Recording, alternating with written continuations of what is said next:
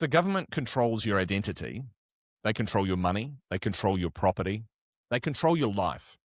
And that's where digital IDs and central bank digital currencies are heading in New Zealand. We're being told it's all about convenience, but once they've got this power, you're not getting it back. So let's talk about what's coming and how we stay in charge of our own lives.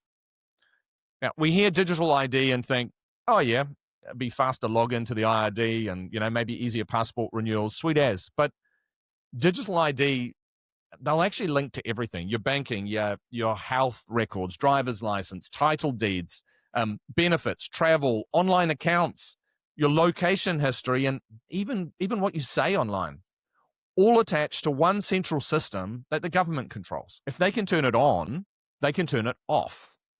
And if it controls access to daily life, that's not convenience, that's just control. Now, some will say that, well, it wouldn't happen here. It already did. The vaccine pass. No vaccine, no cafe, no pub, no gym, no job. Your rights became permissions, not because you're a criminal, but because the rules changed overnight.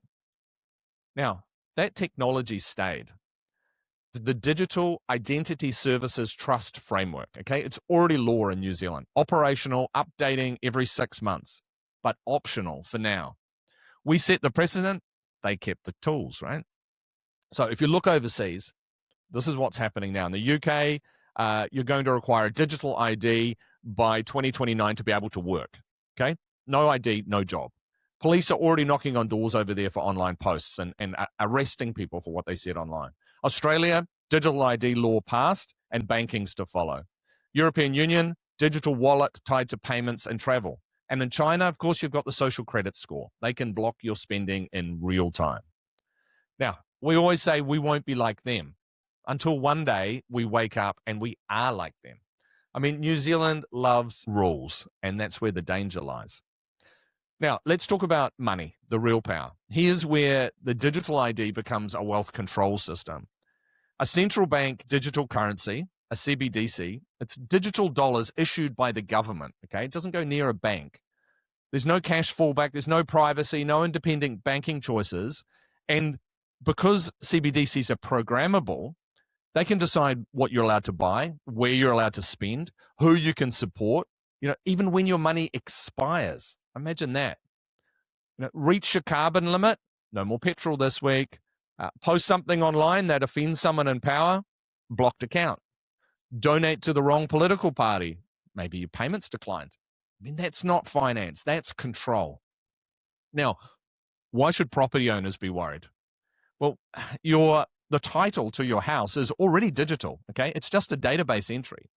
If that entry is tied to compliance, do you really own your home, or are you just renting it from the state? What about if you own a second home? Well, that's greedy. Penalty applied, pushback on a new council rule. Maybe your consent approvals are paused. What if you're labeled a non-complier? No access to your property?